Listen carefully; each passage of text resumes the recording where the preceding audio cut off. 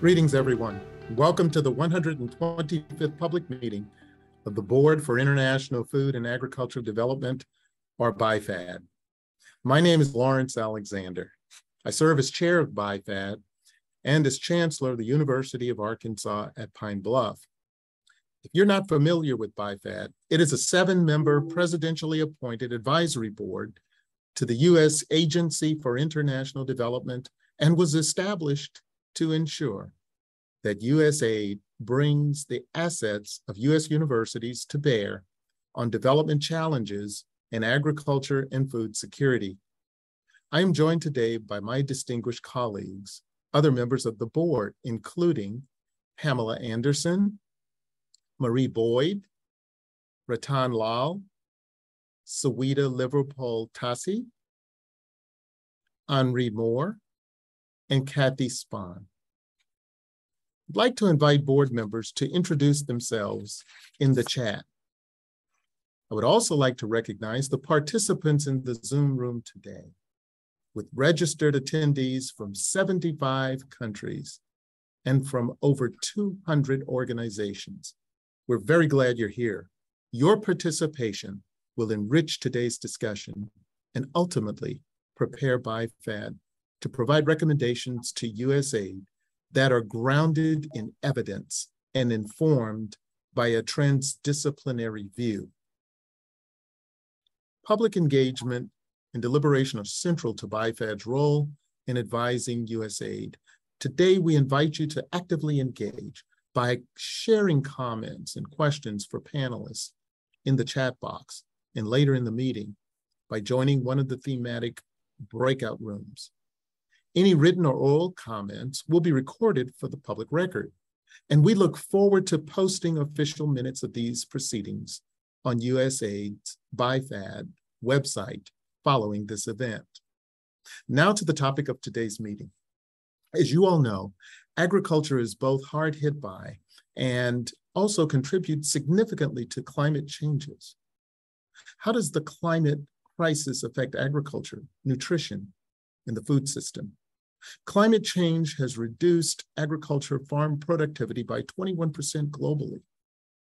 That is the same as losing 7 years of productivity growth that would have been achieved through investments in agricultural research, development, and extension. Higher temperatures will lead to increased occurrence of pests, weeds, and diseases, and will negatively impact food safety. A changing climate poses an insurmountable threat to our global agriculture and food systems, thereby to health, food security, and peace and security. At the same time, agriculture and food systems are a major driver of climate change. They're responsible for 1/3 of human-driven greenhouse gas emissions. This is a very big number. We cannot ignore it. We hope that some other sector will pick up the slack. And we cannot achieve the ambitions of the Paris Climate Agreement without the full participation of agriculture in the food system.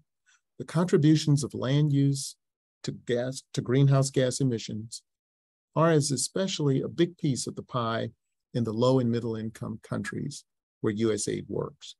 The urgency of responding to the accelerating climate change crisis is further underscored when evaluating the disproportionate impacts on women, youth, indigenous peoples, and other marginalized and/or underrepresented groups. When BIFAD met with USAID Administrator Samantha Power and senior USAID leadership earlier this year, she requested that BIFAD advise her on responding to systemic risks brought about by climate change in agriculture, food systems, and nutrition.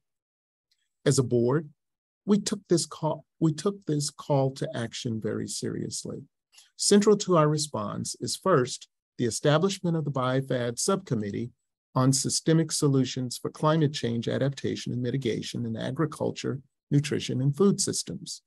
Second, we're also commissioning a study guided by the subcommittee to organize transdisciplinary evidence gathering to support USAID's role in accelerating systems change and transformative climate change adaptation and mitigation approaches.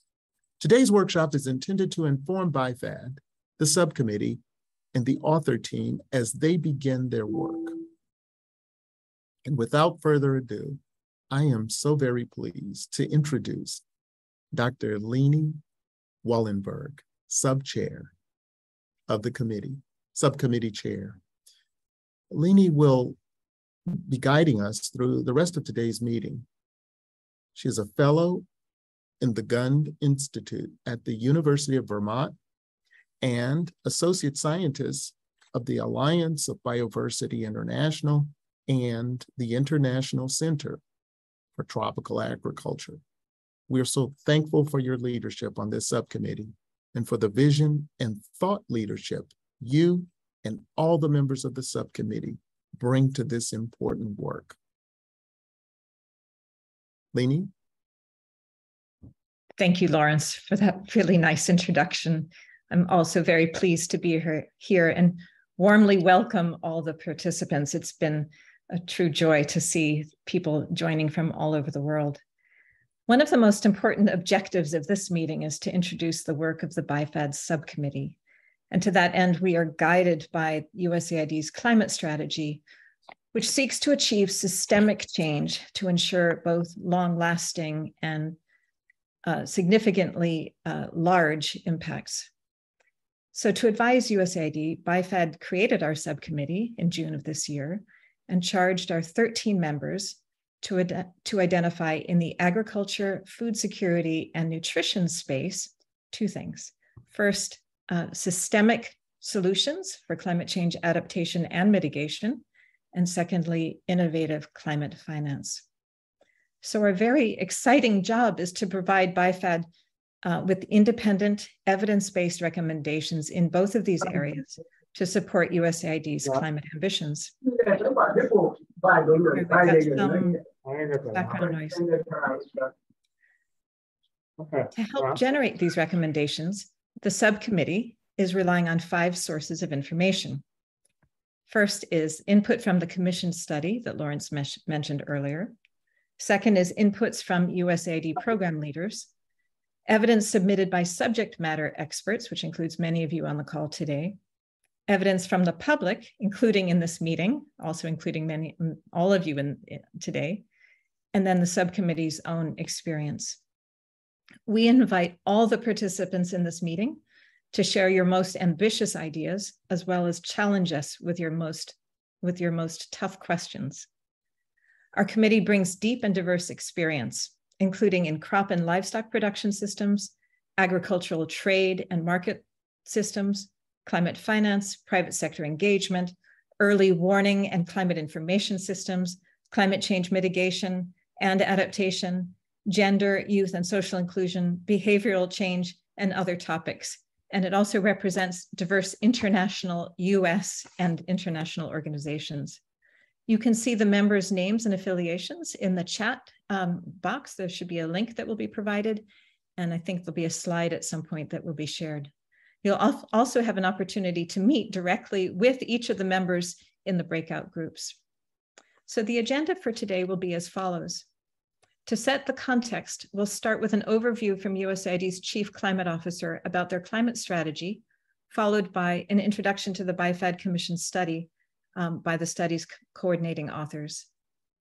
Then we'll have a section where people will have an opportunity to provide input to the subcommittee, first with a panel of 3 experts who represent the research community, civil society, NGOs, and the corporate sector. And that will be followed by the breakout groups where all participants will have a chance to identify where change is needed. And finally, we'll have input from the BIFAD committee themselves. We will then close with remarks from Lawrence and me. So it is now my great pleasure to introduce Gillian Caldwell, USAID's Chief Climate Officer, who will share USAID's perspective on this work and how it supports the agency's priorities. Gillian? Thanks. Thank you so much, Leni, and to the whole committee for inviting me to share USAID's perspective on this workshop and the critically important work that it's going to inform. Look, this body of work is really powerful and enticing. It could have profound impacts on people's lives and their abilities to feed their families and communities, which of course, in the context of this global food security crisis, could not be more important. It could also, as was referenced, improve our ability to conserve vast tracts of land. And we desperately need to conserve that land to keep global carbon emissions in check and to preserve the diversity of plants, animals, and microbes that make our planet such a wonderful home to be living in. Before I go further, I just really want to acknowledge and thank Administrator Power for asking BIFAD to address this challenge. And I want to thank the subcommittee for leading what I hope will be a very vibrant dialogue about the systemic changes needed in the global food and ag systems to address the climate crisis, improve nutrition, and importantly, accelerate financial flows. We recognize this work comes on top of your day job and you're doing it as a public service. And I particularly want to thank you, Dr. Leni Wollenberg, for chairing the subcommittee. So let me just take a few minutes explaining from my perspective why the subcommittee's work and your contributions today are so important and potentially influential. You're giving USAID a very unusual opportunity.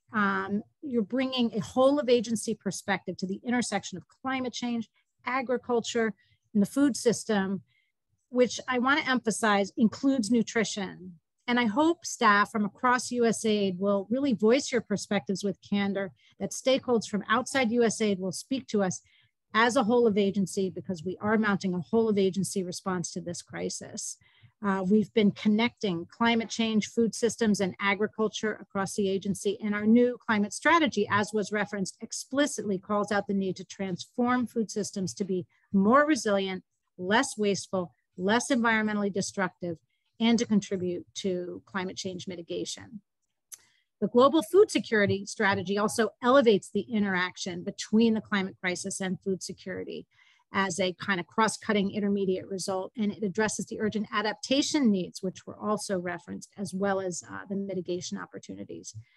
Yet we really have a distance to go, I think, and what this committee is doing is so valuable, really looking with the breadth and rigor at where we can take bold action to drive potentially outsized impacts. If we really look very closely at the intersection between the climate crisis and food and ag. So this is the first step, I think, towards courageous action to have all the options in front of us. Even if they might seem unusual and uncomfortable, we need to take a fresh look at how we're doing things, not just at USAID, but around the world, given the scope of the challenge that's confronting us.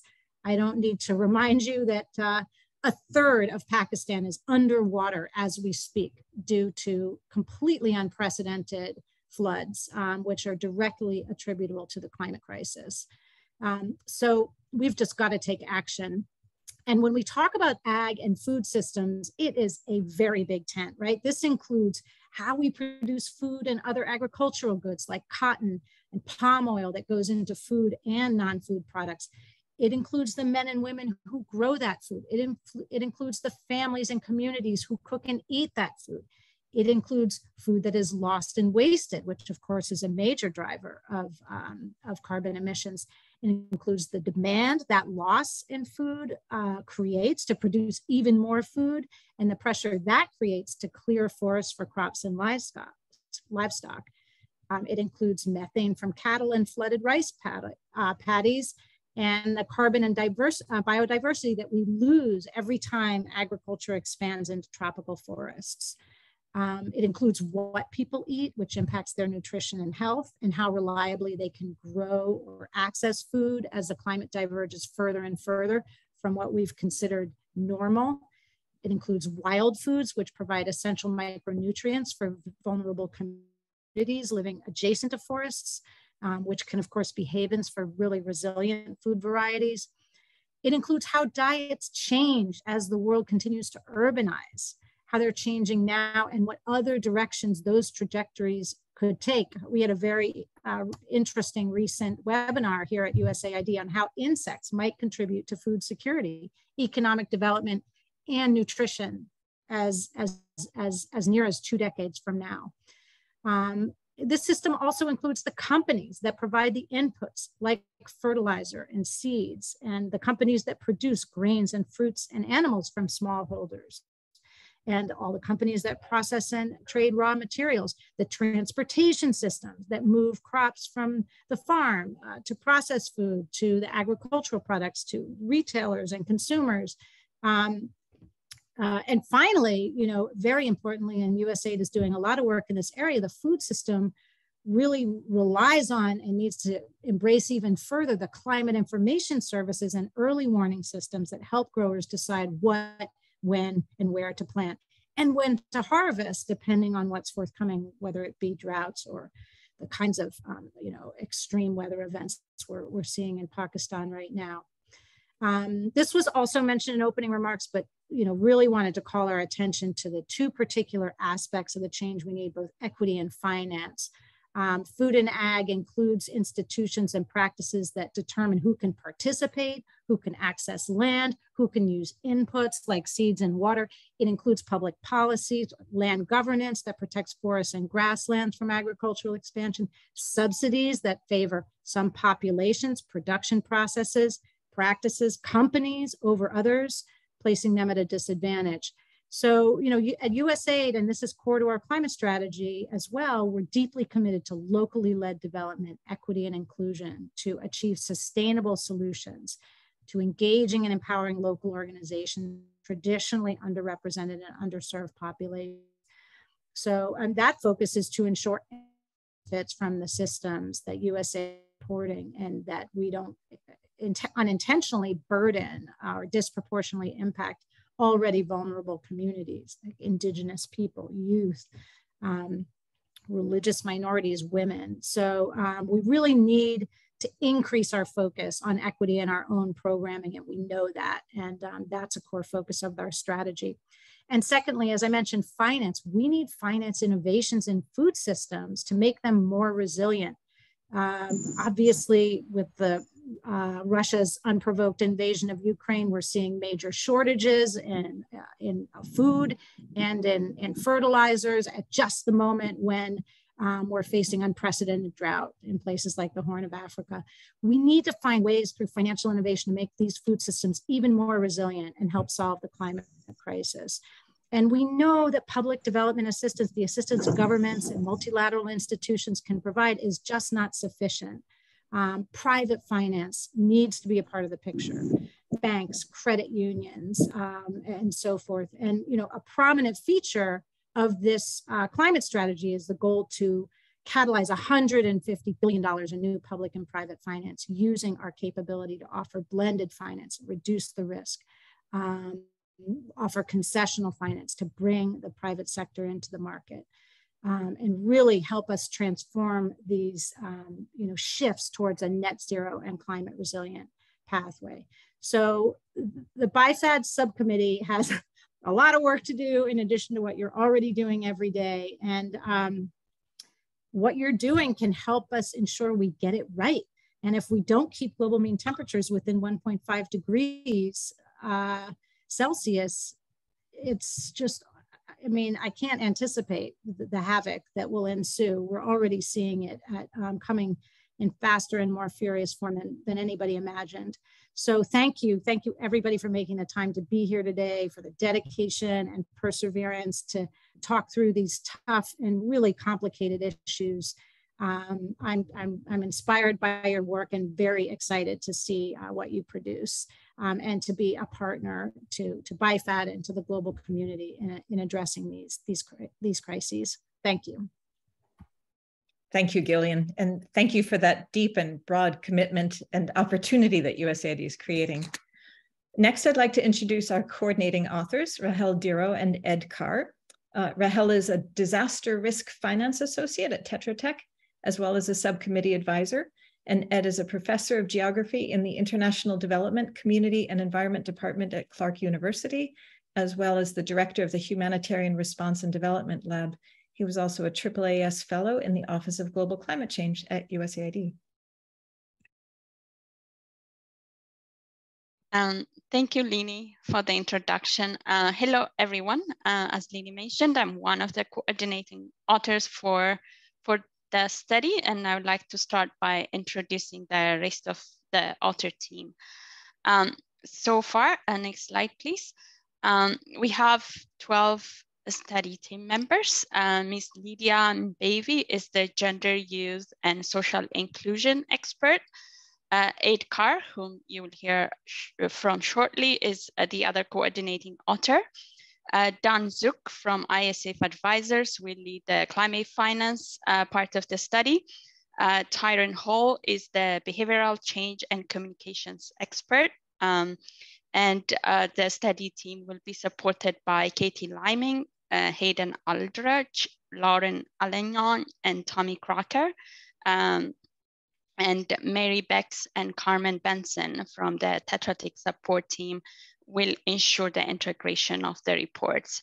And on behalf of the author team, I would like to acknowledge the opportunity that we are given to conduct the study and to contribute to the effort in addressing the climate crisis. Next slide, please. So the goal of the study is to provide recommendation on systemic solutions for climate change adaptation and mitigation in the agriculture, food, and nutrition system. The study has 3 specific objectives. The first is to estimate realistic targets and intermediate results to guide USAID program design in the sectors. The second objective is to identify priority leverage points for transformative systemic change and leverage points for scaling climate finance to achieve targets and intermediate results in the agriculture, food, and nutrition sectors. And the third objective is to prioritize areas for USAID action and recommend interventions. The study will be based on a review of existing evidence and consultation with experts. We recognize transformative systemic change is a dynamic and incredibly complex process, and we will follow a pathways framework whereby transformations are aimed at moving people and systems and countries onto a climate resilient development pathway. So with that, I would like to invite Aid to provide further detail on the conceptual framework of the study. Ed, over to you. Thank you, Rahel. And if I can have the next slide up. Understanding how to bring about transformational change requires understanding what is to be changed, what opportunities there are for such change, and what options we have for fostering or accelerating that change. We're therefore going to work iteratively, starting from the identification of priority systems that, if transformed, would bring about significant positive impacts on food and nutritional outcomes. Within those systems, we will look for barriers to change or opportunities for change from which we will derive leverage points, points on which we might work on those systems to bring about transformation. Finally, we will consider the options we have to work on those leverage points, the interventions we might use. At each step, we're going to be using a rubric to prioritize systems, leverage points, and interventions. And at each step, we will be giving attention to marginalized and underrepresented groups, the impacts our actions might have on them, and the opportunities we might create for them. By doing this, we expect to be able to develop informed targets for USAID's work going forward. So stopping there, I'd like to hand things back to Lini Wollenberg, who is chairing the subcommittee. Thank you both, Ed and Rahel. Now we turn to our panel. If you recall, this is now where we turn to the input section of our agenda. And I'd like to welcome Ana Maria Lobo Guerrero Rodriguez, who is the Research Director of Climate Action at the Alliance of Biodiversity International and the International Center for Tropical Agriculture, CIAT.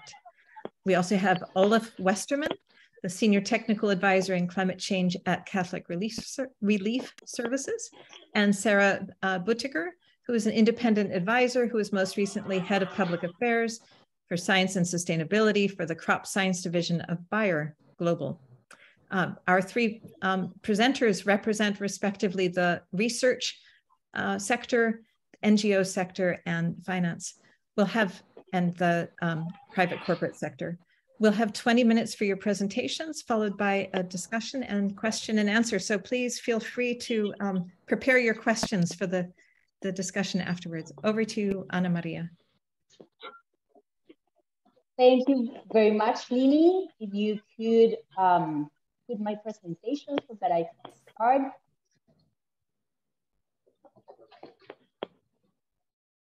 So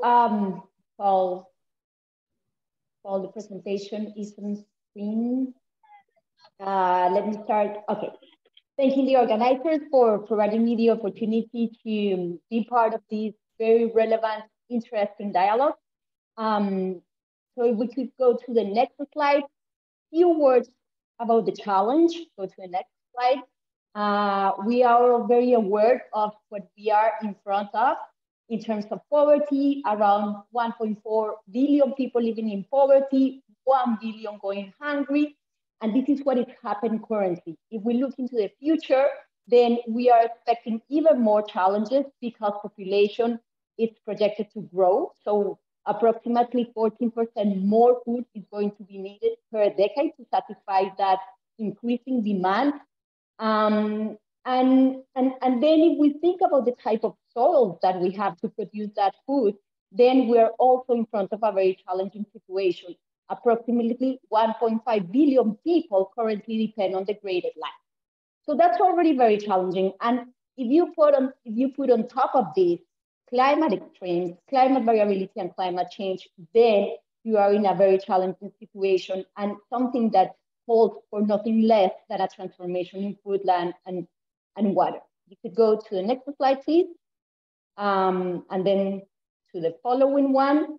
And what I'm going to present right now, it's an agenda. You could go to the next one. It's an agenda that the CGR research program on climate change, agriculture, and food security has been working for the past years with a variety of the stakeholders in terms of really assessing which are the key levers to promote this transformation in food, land, and water. So where should we start? And this comes from a lot of conversations, discussion, research papers coming out from these discussions. And basically 4 action areas are the ones that I would like to emphasize using this slide. So the first action area refers to the fact that business as usual, given this challenge that we have in front of us, it's not possible anymore. We really need to think about drastic changes, transitions, different pathways, and therefore the first action area is thinking about how to reroute farming and rural livelihoods into new trajectories. These new trajectories need to be able to deal with greenhouse gas emissions at the same time that they reduce inequality, address gender and social inclusion, incentivize climate resilient practices, but also meet dietary needs. So we really need to change these trajectories. But in order to change these trajectories, we need to be able to reduce risk in livelihoods, farms, and value chains. And we believe that an important component of reducing that risk comes from reducing the impact of variable weather and extreme events. How to do this? We propose 3 key actions: focusing on inclusive early warning systems. Second, emphasizing the importance of adaptive safety nets. And third, promoting climate-informed advice. But we cannot forget, as was already said, that around 1/3 of total greenhouse gas emissions are coming from food. And therefore, we believe that the key levers in here are related to diet and value chains. So 2 key actions. These actions involve significant dietary shifts, and second, massive reductions in food loss. But in order to work on these action areas, so rerouting, reducing risk, reducing emissions, we cannot forget that we need the enabling environment to make this happen. And this is the 4th action area, which is related to realigning policies, finance. We already talked a lot about finance, how research can support social movements to drive these drastic changes, And very, very important, we need to transform the way that we do research, development, and innovation so that we are able to deliver end-to-end sustainable solutions to this climate. You could go to my next slide, please. And I just want to emphasize the importance of thinking about gender, social inclusion, and equity into this transformation agenda. You could go to the next slide. And in here, the idea, what I would like to emphasize is the importance of thinking how to move from gender gaps that from the research side, we have been understanding and analyzing to a gender transformative agenda. And 4 key activities that are important in terms of really being able to talk about gender transformative action. We need to think seriously about how we are involving both women and men into decision-making process, and that they have the appropriate tools and capacity to be part of these decision-making activities. This is the first one. The second one, we need to provide access to resources and agroclimatic information to all vulnerable populations. Third, we need to consider how this agenda is reducing workloads and in general drudgery. And finally, we need to promote a collective action for agency. For instance, how women's groups are being used as platforms or could be used as platforms for access, agency, and voice into this transformation agenda. You could go to my next slide, please.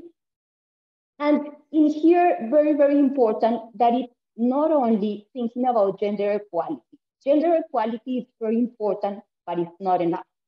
We need to think about gender equality combined with social and youth inclusion mechanisms, and very, very important, intersectionality. We cannot talk about women in the rural sector. These women are very different. They have different characteristics, background, social dimensions. And we need to understand how these dimensions interact. Only if we consider these 3 dimensions together, we are going to be able to develop truly transformative, inclusive, and sustainable food systems. Last message from my side, we in the research arena have been very good at understanding how climate change is impacting in a different way vulnerable populations. But we still need to gain deeper insight into the processes and mechanisms that are enabling this gender equality.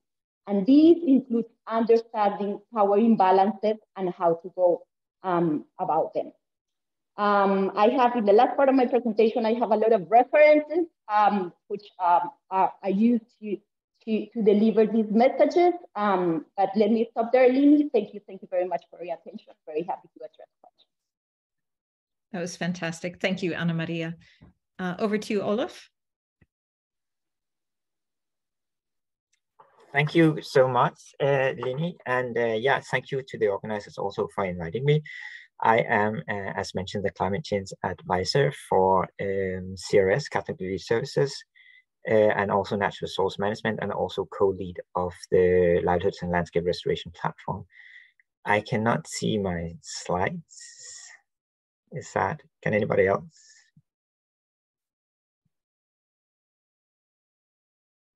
Not yet. Okay. There it is. Next slide, please. So just to dig into it, so I'll give a couple of examples of what we're doing. So in 2020, CRS developed a new agency strategy, and we really set out to be able to understand how to reach or expand our reach by piloting a series of scaling efforts. And one of these initiatives we call the Livelihoods and Landscape Scaling Platform, which really strives to improve livelihood and build resilience to climate change as one of the fundamental aspects, as Gillian talked about. And concretely, we aim to put 1.4 million hectares of land on a restoration by 2030. But we realize, of course, that that is really not enough to go to scale. If we want to do transformational change, that really requires changes at systems level and mindset shift, and also building alliances with partners. Next slide, please. So the platform is currently operating in 8 what we call target countries. And this is really where we are trying to pilot how to go beyond project boundaries towards more systemic change. And this requires changing mindsets internally within CRS, but also externally with donors, governments, and peers, and also investing in new capabilities and metrics for measuring success. And although that we work through big anchor projects, the flexibility of our own private funds really helps us to hire national coordinators long-term to build this long-term relationship and also mobilize resources necessary for scale and systems change. Next slide, please. And I'll give you a couple of examples. In Lesotho, for example, we are working with a government-led program on integrated catchment management. And here CRS is responsible for working with the communities to develop catchment plans, but in collaboration with GIZ that leads to policy level and influence. So in the first phase, we have built the foundation for scaling from 6 priority sub-catchments to 18 during phase 2, and then to the whole country by 2030. Next slide, please. And as a part of that relationship building and collaborative approach that is necessary for scaling, we have carried out a scaling workshop series with external partners that really aim to build an understanding of what scaling means, because it has many different interpretations. It also looked at analyzing opportunities and barriers in the enabling environment that Ana Maria talked about to scale up integrated catchment management in Lesotho, and then through that develop a multiple stakeholder strategy. And that strategy document really combines a short-term timeframe that fulfill the donors' project interest with a longer-term focus for more transformational change. As such, the strategy can be used to leverage support and alliances for integrated catchment management once the project cycle is over and under the leadership of the government of Lesotho. Next slide, please. And as a faith-based organization, we also really see the Catholic Church as a particularly important actor that we can leverage for scaling restoration. So the Catholic Church has published a policy document some years ago called Laudato Si, which really seek to operationalize environmental action. It also has vast landholding and is a permanent local actor in many places with strong networks and reach. So in Madagascar, we are implementing an agroforestry value chain called Spices, program called Spices, which really work to support land restoration at church land and the communities surrounding them. And they do that through agricultural youth training centers, really helping with landscape planning and also to support parishes become more safe, self-sustainable. Next slide, please. And going to Central America, we work with something called Water Smart Agriculture, which has launched a communication campaign to change behavior at scale. So based on a set of very clear messages, they're using different social platforms to reach their target audience. That can be farmers, but also governments. And that includes Facebook and radio, and farmers reaching out to these water smart agricultural experts using WhatsApp and iPhone. And based on these results, the Central American team has really seen that virtual extension is possible and an important pathway to scale as well. They are therefore embarking on a much bigger program, developing virtual training approaches hosted by national agricultural extension and research centers. Next slide, please. And finally, engagement in regional and global coalition is also a very big part of how we hope to catalyze and really sustain momentum for scaling.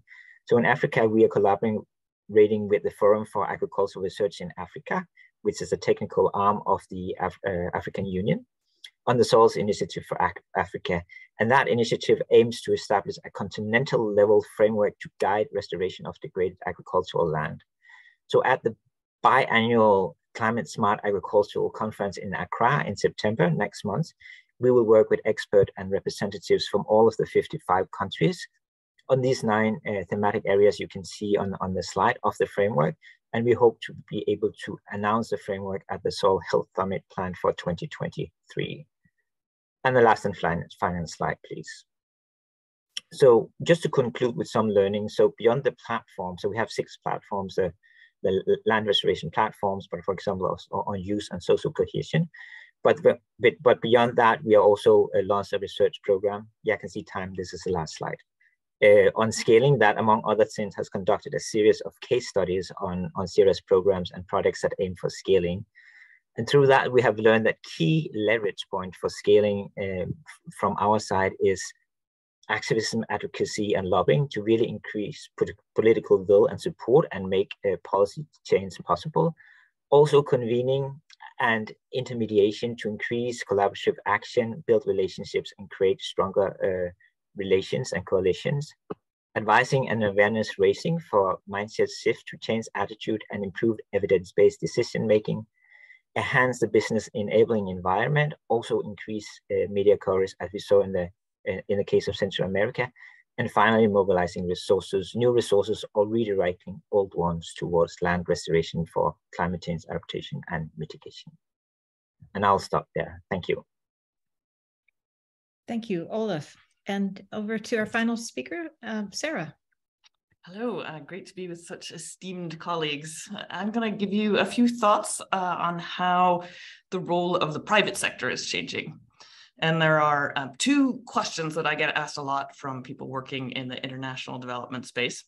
The first is whether the momentum for sustainability advances that we see in large companies, and I'm going to be talking about large companies here, is that momentum really durable and meaningful is one question I get. And the second is, if it is, then what does it mean for my strategy? You know, how should we be rethinking the role of the private sector?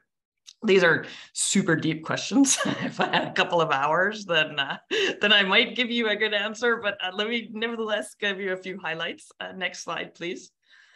The answer to the first question is a strong yes. Sustainability in big companies has now moved well beyond the drivers of reputation and compliance.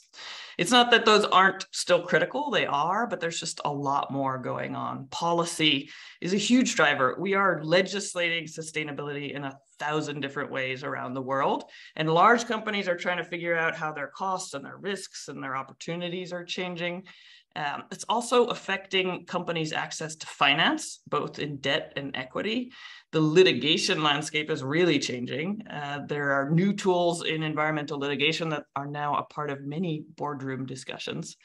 Consumer demands, we heard a little bit about dietary change. These are really changing how companies react. And what's happening is the sustainability issues are moving from the periphery of a company into a more integrated place in their corporate strategy. Now, there's a huge diversity of how companies are managing this. Clearly, there's still greenwashers out there, but overall, it's a pretty profound shift that we're experiencing. To perceive sustainability as affecting competitiveness and profitability is fantastic from my perspective. This means that we begin to get this kind of durable momentum that we need more of if we're going to tackle the urgency and the scale of our climate crisis. Next slide, please. Now, the drivers are all evolving.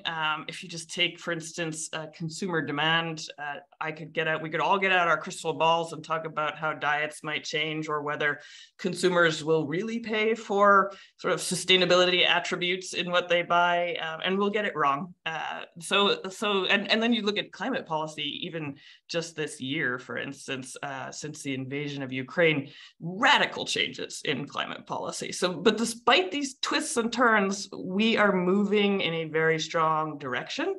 And it means that many organizations in the international development community are rethinking how they engage the private sector.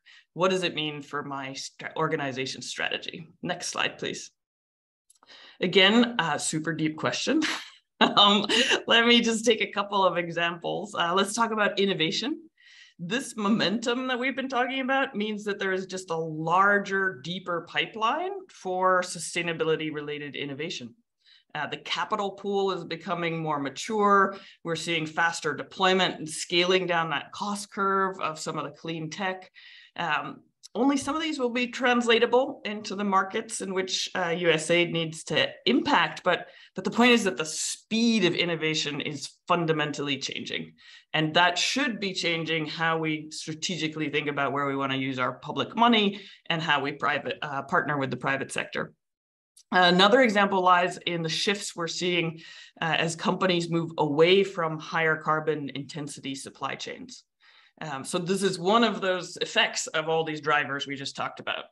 These companies are making choices to reduce the carbon intensity of their supply chains. So what happens to the countries that feed these global supply chains?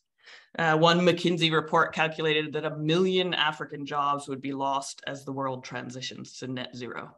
So we know that the countries targeted for impact by USAID already face really profound physical and economic risks from climate change. But we also need to take into account what happens when the global private sector starts moving in this direction and how markets and growth will change in these countries.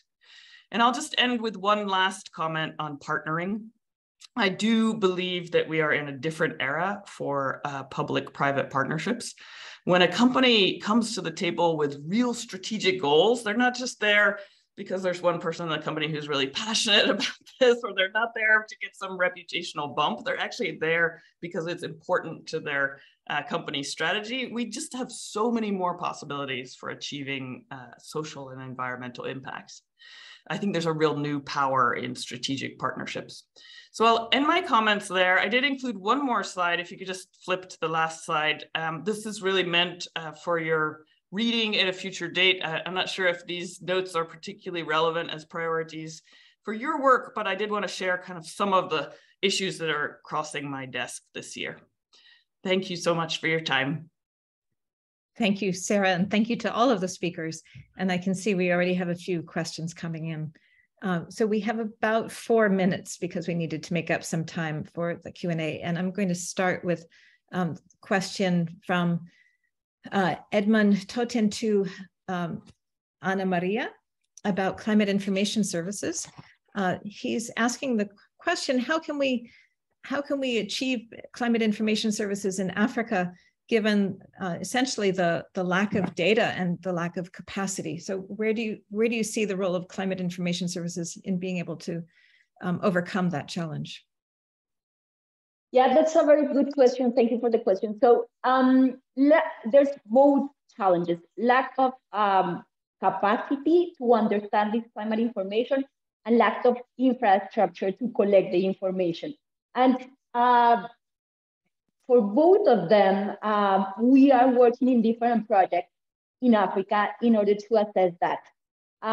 Public-private partnerships for really making sure that we have the appropriate resources for weather stations, but also we have all been using other types of methodologies to fill gaps, for instance, for time series of climate information so that you can do your analysis. And there are many different ways where we have been working, for instance, with Columbia University, IRI, in terms of using different methodologies to be able to have these very robust climate information.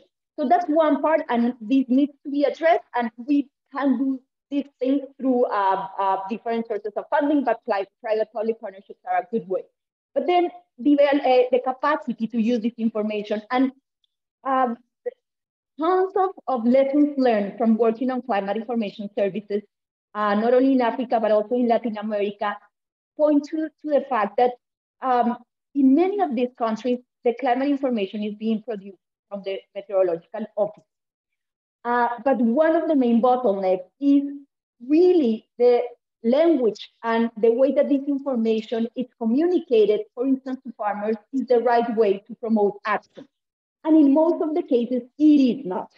So we have been working with participatory processes, which have been proven to be very powerful in terms of empowering farmers so that they don't see these climate information as very distant, are very away from them, but they are part of the production of this information, providing relevant insights and information that at the end of the day, they are the ones that go into the fields and see what is happening each day with their crops, once that rainfall is coming or not, or that the temperature is higher than normal. So making them part of the production of this information, and then translating this climate information into concrete actions, simple things. Somebody was mentioning that. So how they can use this information to decide on when to plant, when to apply the water. And so I think that it's a huge thing that we can do together, research, development organizations, in terms of transforming this information into concrete adaptation options. I think that that's the way to go in order to make this climate information really become a source of transformation in Africa and other regions. Thank you, Ana Maria. And I think we have time for one more question, unless you'd like to answer very briefly. So Tom Opapa is asking about irrigation and saying that climate change has both the extremes of drought and flooding. How can irrigation help to improve the challenge of meeting our food security and nutrition needs? Olaf?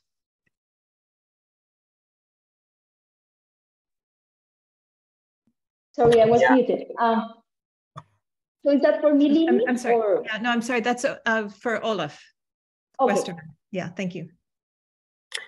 Yes, thank you very much. I'm not an irrigation expert, but I do think that irrigation opportunities really depend on understanding what are sort of the long-term trends in rainfall and whether or not there'll be less rainfall, or if rainfall will be more, but coming in more heavy rainfall events. I think that's a critical foundation. We really need to understand the climate risks related before we initiate irrigation systems, of course, otherwise we can end up with maladaptation, and actually creating irrigation systems as solutions where rainfall and precipitation will change.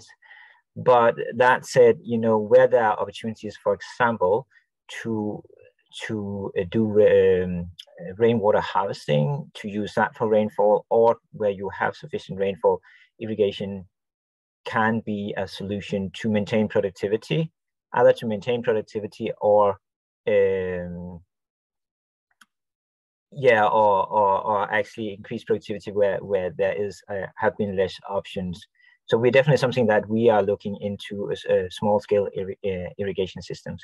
But that said, let me just get back also to irrigation systems really require sort of the focus of the landscape restoration platform that I talked about, because if you have degraded land, or if you continue to degrade ecosystem services that we talked about, it will also be very hard to maintain the water cycle, and thus the availability of water and also the flow of water in the landscape. So critical irrigation systems will almost always have to go hand in hand with either conservation of the natural resources or restoration of the degraded landscape to really maintain the flow of water resources. And finally, irrigation systems will need to be considered as an integrated approach with other needs as well. So domestic uses as well for potable water, and also, for example, for livestock. So it's a complex issue, but it can be a solution in some places, and in other places we have to be careful given the climate risks that exist in terms of changing precipitation. Yeah, excellent. Thank you. Thank you again to all of our panelists and to all of you who posed questions. We are noting the questions and will take account of them in both the input to the meeting and the input to the study that is also being done. So next, I'm very pleased to introduce subcommittee member Sophia Heyer, who will frame the next part of our agenda and give you instructions for the breakout groups. Sophia is the social inclusion lead with the ICRA project, known as Accelerating Impacts of CGIAR Climate Research for Africa, and she's based at the International Livestock Research Institute, ILRI. I encourage everybody to stay for these breakout groups and to actively participate, because this is your chance to now provide input to the panel, to the subcommittee. So Sophia, please. Great, thank you, Leni. Yes, I'll introduce the breakout groups. There are 6 of them, and as Leni said, the purpose of the groups is to allow all of us here to talk about what has been presented so far and to provide your own contributions and ideas about what's important for this subcommittee to consider. So officially, the purpose is seeking expert public input. So consider yourself expert members of the public or research institutions to identify systems and leverage points in the agricultural, food, and nutrition sector for transformative systemic change and scaling climate finance to achieve climate adaptation and mitigation, as well as results outlined in the USAID climate strategy for 2022 to 2030. Also, please consider the inclusion of underrepresented populations, gender equality and social inclusion, and the enabling environment. So what's the definition of transformative systemic change that we're working with? It's change that includes changes to fundamental attributes of systems in response to actual or expected climate change and its effects, often at scale and ambition greater than incremental activities. So to look at the larger picture and the interaction of different systems and how they can be coordinated and mobilized and better understood in ways to address these issues, to address climate impacts. It includes system changes towards a climate resilient development pathway that addresses climate change over time scales as well as over physical scales. And we would like you also as well to think about leverage points for this change and what do we consider them to be? Places in the system where targeted actions can lead to transformational change. So many of those leverage points were identified in the presentations we've just had. So an excellent set of presentation that is really providing a good context, I think, for your discussions. So moving into, I'd like to now quickly introduce the breakout session leads. I believe that, well, Jack will explain the process to join the breakout groups, but the leads are for number 1, climate finance, Daniela Shiriak from the Climate Policy Initiative and Richard Schulerton from Tetra Tech. Number 2 is climate information advisories and early warnings with Aaron Colin de Perez from Tufts University and Leni Wallenberg. Number 3 is crop production with Ismail Sunga from, let me look at the South African Confederation of Agricultural Unions. Number 4, livestock and fisheries production is with Chinyanya Ayezi and Mario Herrera. Number 5, resilient markets is with Andrew Muhammad from the University of Tennessee. And number 6, nutrition is with Jessica Fanzo from Johns Hopkins University. And sorry, I omitted to mention that the livestock and fisheries production is with Chinyanya is with Climate Smart Agriculture Youth Network in Africa and in Nigeria, and Mario Herrera is with Cornell University. So I'd like to pass it on to Jake to organize the breakout rooms. We'll be reporting back in about a half an hour, and we look forward to hearing what you have to tell us. Thank you.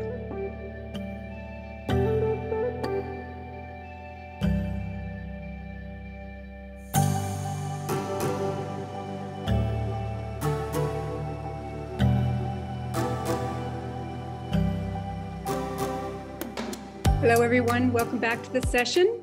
I hope you had a good session there. We look forward to hearing your inputs. So I won't take up any time because I don't want to use up time for the report backs. What we'll do is we're asking the leaders or the rapporteurs to report back in 2 minutes, if possible, on the main points of the discussions today and inputs. And we will start with Richard Schulerton from the Climate Finance Group. Over to you, Richard. Thank you so much. Daniela, would you like to start or would you like me to start on our group? Yeah, please go ahead and start and I'll complement.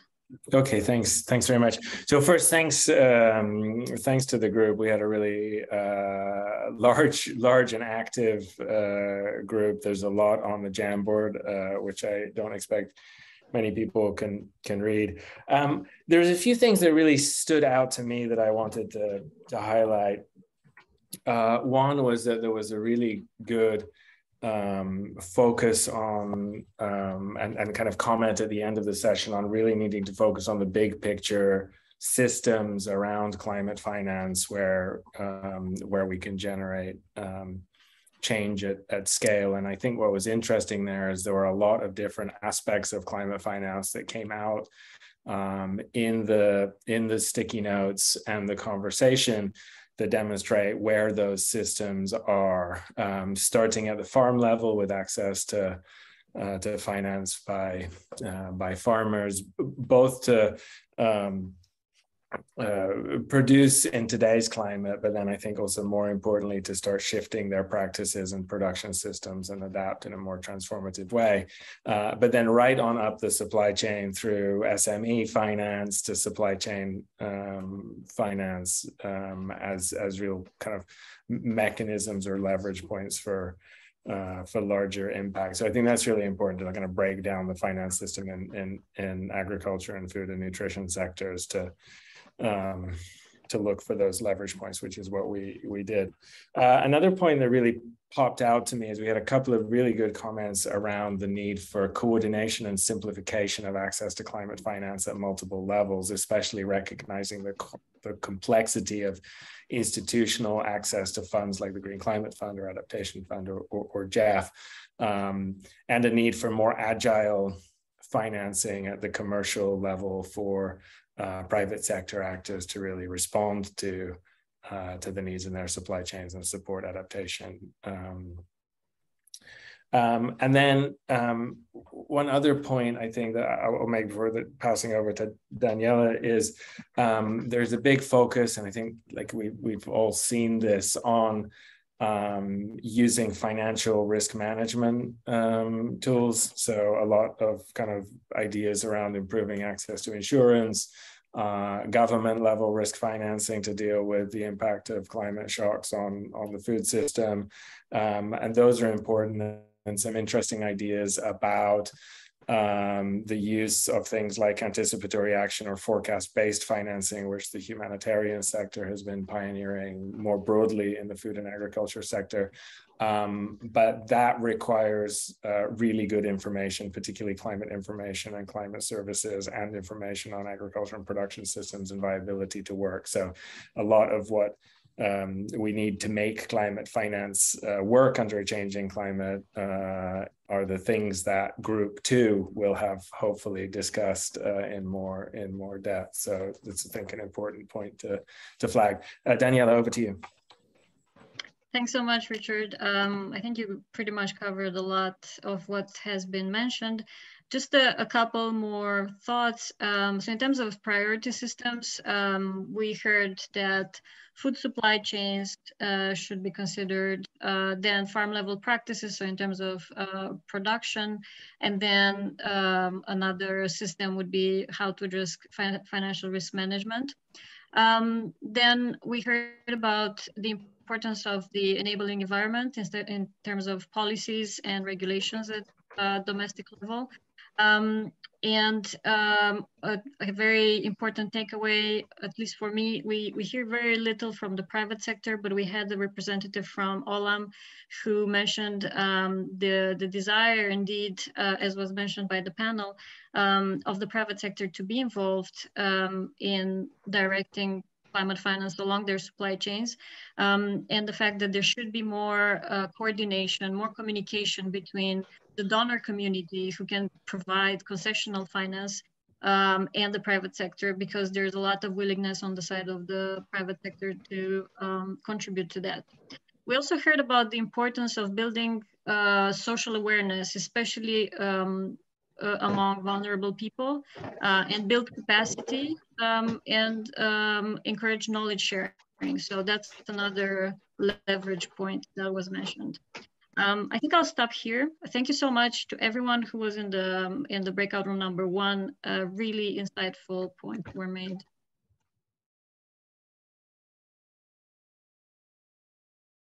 Sorry, my mute was off. Thank you very much for those comments. And obviously from the Jamboard, you had a really rich and interesting discussion. So in the interests of moving on, I will call on now the rapporteur or presenter or facilitator for climate information and advisories. Is this Erin? Yes, it is. So thanks to group one for the excellent introduction. Seems like our topic of climate information advisories and early warning was extremely popular and clearly very cross-cutting in terms of importance. I'll highlight briefly 3 themes that came out of our group, which of course won't represent everything, but will give you a taste for what we discussed. The first, in terms of priority systems, were communication systems. People really emphasized that when it comes to climate information and when it comes to early warning, we really need to be making sure that we're reaching everyone. And so this can include leveraging existing structures like agricultural extension, but then also really pragmatic and creative communication methods to improve connectivity. And we heard of some interesting examples of a call center that speaks 15 local languages, WhatsApp pushes, SMS, animated content for low literate learners who speak diverse languages. I mean, really interesting and creative things that people are doing right now to focus on communication systems. A second point would be sort of stepping back and saying, what information, right? Our group was called Climate Information and Early Warning. What is it? What is the information that's being pushed out to people or somehow discussed? And so really key leverage points include participatory processes for co-design with people. What do people need to know? What do they want to know? What information can they use? And how do we work with and value Indigenous and local knowledge as we develop these climate information systems? Then our third point would be simply just improvements in data, which includes improvements in impact modeling. So not just communicating climate information, but including information about, well, how might this translate into changes in pests, for example, and really pushing that down the chain beyond just rainfall data, but post-processed and useful impact climate information. So I'll stop there. Thank you so much to Group 2 for your insightful comments. Great, thank you very much. Thank you very much. And now we'll move on to the next group, crop production. I think that's Ishmael Sunga. Hi, Sophia, I'm filling in for Mr. Sunga. Yeah, we also had a vibrant discussion in the crop production room, and a couple of systems have been identified. One is input systems, including improved seeds and fertilizer.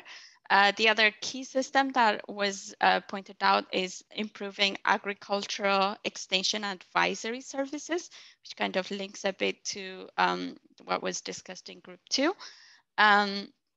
Another is water management, so systems focusing on irrigation, water harvesting, and managing the water system in the within the production system.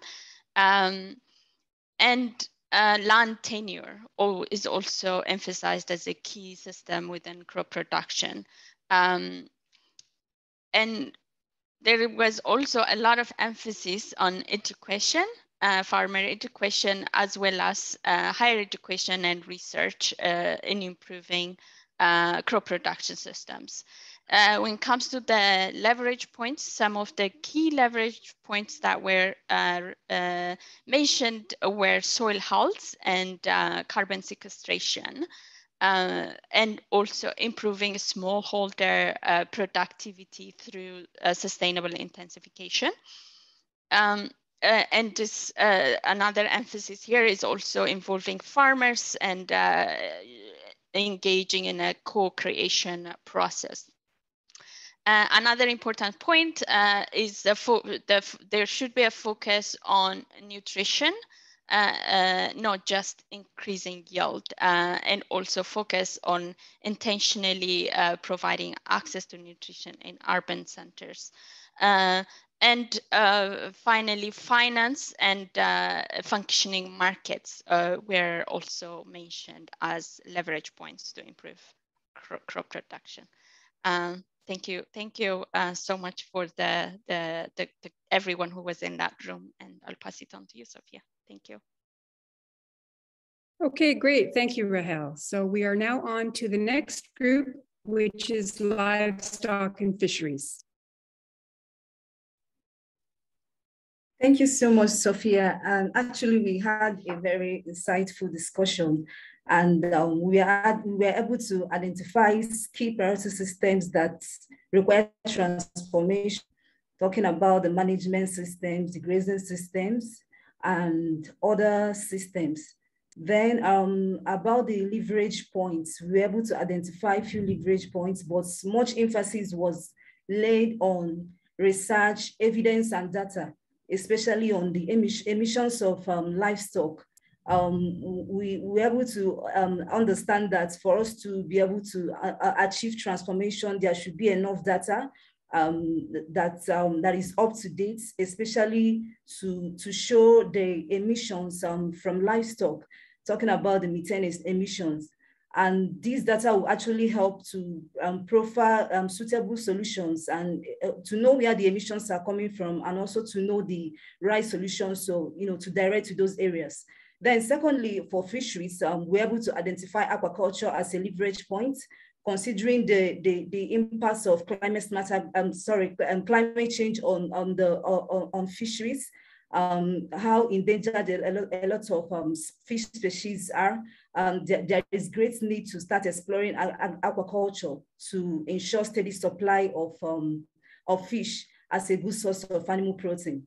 Then lastly, we're able to identify other leverage points like integrated crop livestock efficiency, a good livestock production system that will actually boost productivity, and other leverage points like innovations from the private sectors, and many more. So generally, I will say that for transformation to come, there must be change in systems, a lot of systems that are not suitable, that are being carried out by livestock farmers, and also for us to begin to think about alternative innovations, especially talking about aquaculture is actually a very good leverage point to explore to ensure that we have good and steady supply of animal protein. Thank you. Great, thank you very much. And we are now on to group number 5, resilient markets. So one of the things, first I want to thank the entire group. It was, man, a real informative discussion. And clearly when you think about markets, something highlighted in the group is that we're thinking beyond just sort of agricultural production and producers, but the entire supply chain. And so there we're really must think about also the resilience of middlemen, traders, processors, distributors, wholesalers, and really the overall linkage between all of those marketing system agents that link sort of production all the way to consumption. And some things that we highlighted, one was the use of digital technologies to link these market participants, as well as to inform producers about disasters and risks. Something that was particularly important, the last comment, that one of the last comments was to empower local banks to actually help in more climate smart production, as well as even improving the carbon credit system in developing countries. And then also a major comment was about ways in which we can actually make market actors more resilient in terms of linking through just these informational sources and mobile technologies, producers to consumers, as well as all participants in between. A real good discussion about ways in which we promote gender equity in agricultural value chains, as well as a discussion about how do we empower sort of local marketing systems. So not thinking about just sort of these larger marketing systems, but how do we empower in ways in which we strengthen local marketing systems, particularly given their cultural and social dimensions. And then lastly, I'll close with a real good discussion about sort of strategic food reserves, both in terms of public reserves as well as private reserves, and the digital process by which to make that easier and more efficient in a country. And so those are the things we discussed as we thought about sort of improving market resilience. Great, again, thank you for a really wide-ranging but yet focused discussion. And we are now on to the last one, which is improved nutrition outcomes with Jessica Fanzo. Great, thanks. And thanks again, everyone, for joining that breakout session. We had a little bit of a problem in that our board got deleted about 10 minutes in. So we had to kind of recapture, and everyone did a great job putting things in, and Carmen and others. Lots of ideas on the table across both leverage as well as priority systems. I think there was a whole suite of recommendations around agriculture, the kinds of foods we are growing and raising, ensuring that they are climate resilient and they're nutrition resilient or nutrient resilient. A special focus, we had a lot of Post-its on that around the promotion of nutrient dense local foods or traditional foods or neglected and underutilized species, wild foods that are often really important for indigenous peoples and other what is considered marginalized populations in some places in the world. So that was kind of a whole area around improving agriculture, the kind of land management, better land use for nutrition and diets. We had a whole other conversation on alt proteins and the growing space of alt proteins. That's insects, lab-grown foods, plant-based proteins, not only from the perspective of potentially being important for nutrition and environment and climate, but also just a nascent area to further understand the impacts on nutrition across the life cycle and further understanding of their impacts on environment when they go to scale. And of course, their impacts on disease risk, like non-communicable diseases. So better understanding the whole chain of that, from the growing or processing of those foods all the way to precision nutrition.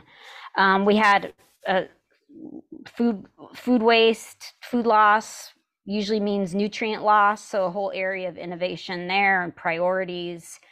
A focus on, of course, we're talking about nutrition, so we're talking about people, ensuring there's safety nets for farmers to grow nutrient-dense foods, promoting youth along the entire food system and value chain and to their consumption and better understanding that.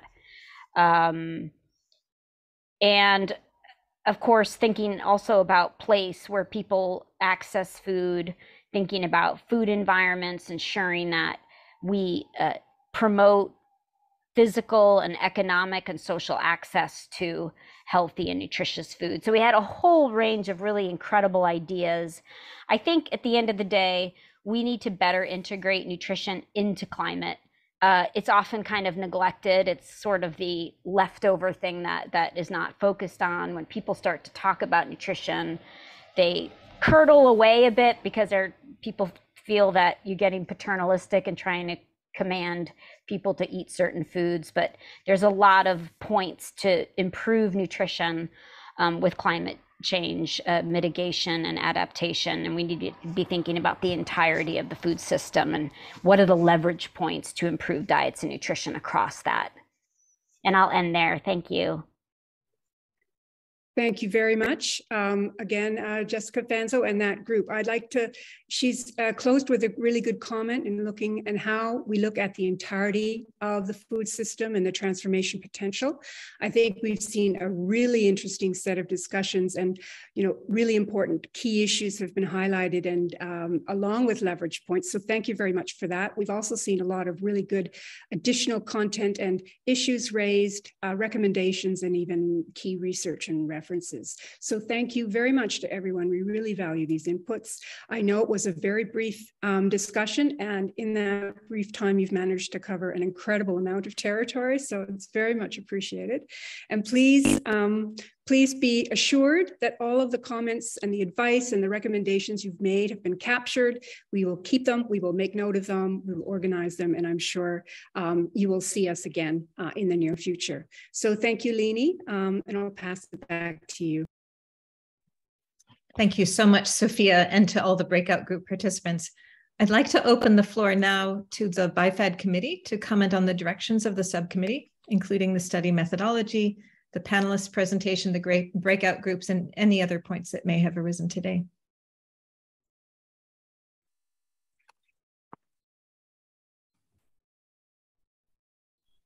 And I guess the best way to offer any comments would either be to raise your hand or to just speak out. Hi, Leni. Thank you. My hand raising function isn't working, so I'll just speak out. I wanted to give a really deep thank you to the subcommittee members and the study team members for agreeing to what is going to become a really critical advisory role.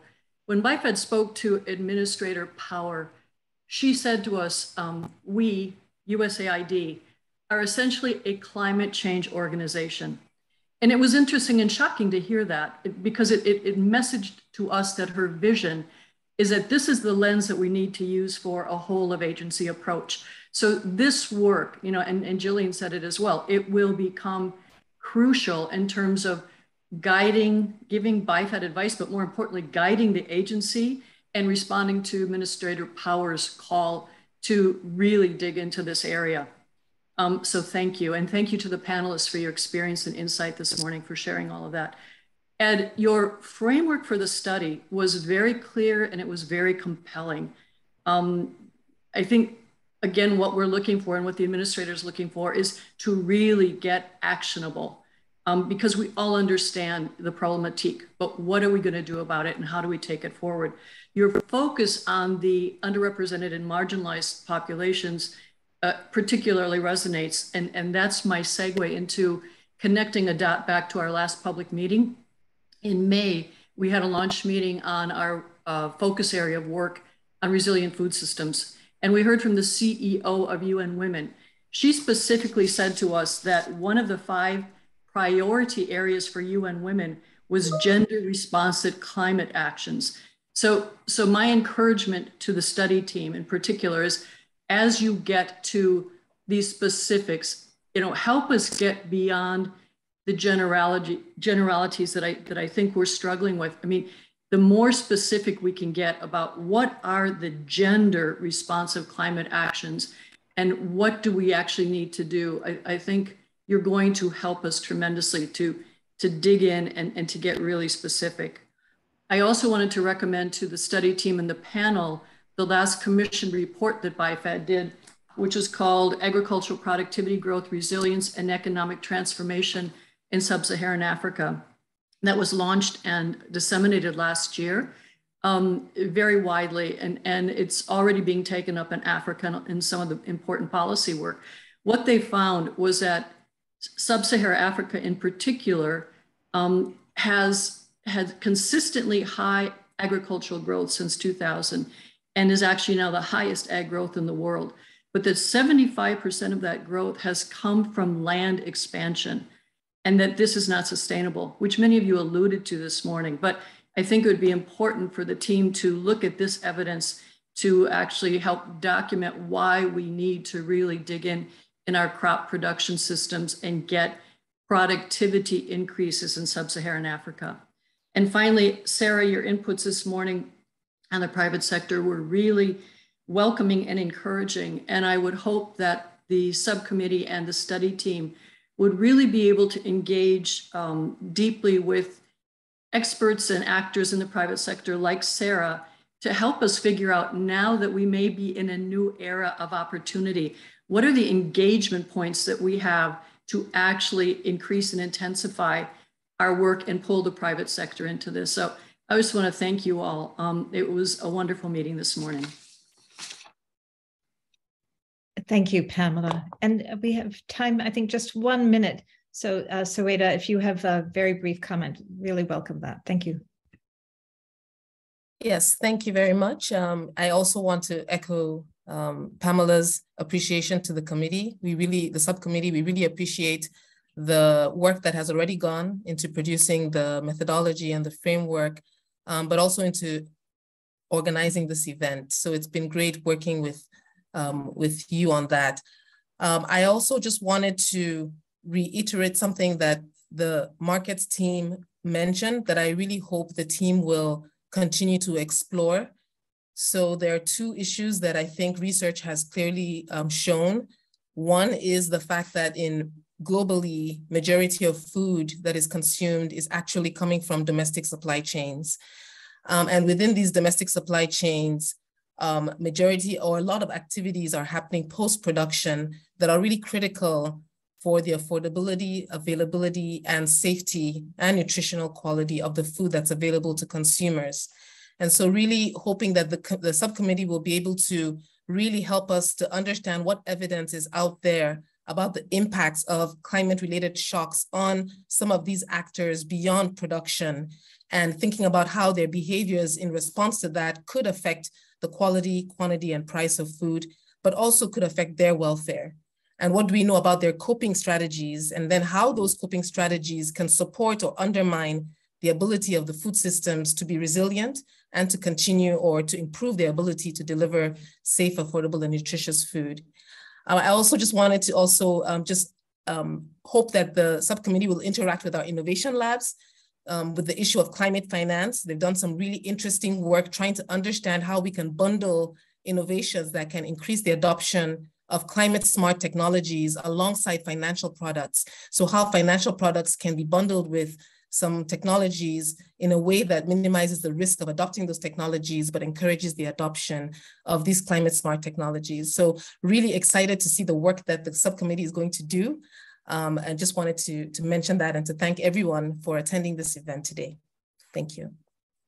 Thank you, Soeda, and thank you for the support of the BIFAD committee. So we are ready to start our close. Thank you again to everybody who's stayed through these last 2 hours, especially to our speakers, panelists, and those of you in the breakout groups, and the technical team supporting all of this to make it happen. The next step is that the BIFAD subcommittee will develop recommendations based on your input, or I should say that's the final endpoint, the goal. And the next step will be that we will assemble all of this information, make it available to the study team, and we will have preliminary recommendations available in October through another event of this sort for those of you who are interested, and hopefully that will feed into COP. 3 of the themes that really jumped out at me today. First of all, we're not talking about business as usual, and we do need courageous action to do this immense level of realignment that is necessary throughout the entire supply chain. Second is the level of partner involvement and coordination and cooperation that will be needed in everything from finance to even the vision for scaling. And finally, a theme that was repeated, I think, by almost everybody. In order to achieve social inclusion and equity, we really need to get down to the local level and understand community needs and traditional practices. So with that, I'd like to turn over to Lawrence for our final closing words. Thank you very much. Thank you, Leanie. Thank you so much. This has been a very, very wonderful and productive session here today. So on behalf of the BIFAD, I'd like to thank you, Leanie Wallingberg, and I'd like to thank Gillian Caldwell, Sophia Heyer, all of the subcommittee members, our panelists, the study authors, the BIFAD contract support team, and the USAID colleagues for their support of today's meeting. And thank you to each of you who participated in this session today. Your advice and the resources you share in the Q&A and breakout sessions will inform the subcommittee and the study team's next steps in prioritizing systems and leverage points for systemic change. Before adjourning, I'd like to invite everyone here to please attend the BIFAD's next public meeting on Wednesday, October 19th from 7 a.m. to 7:15 a.m.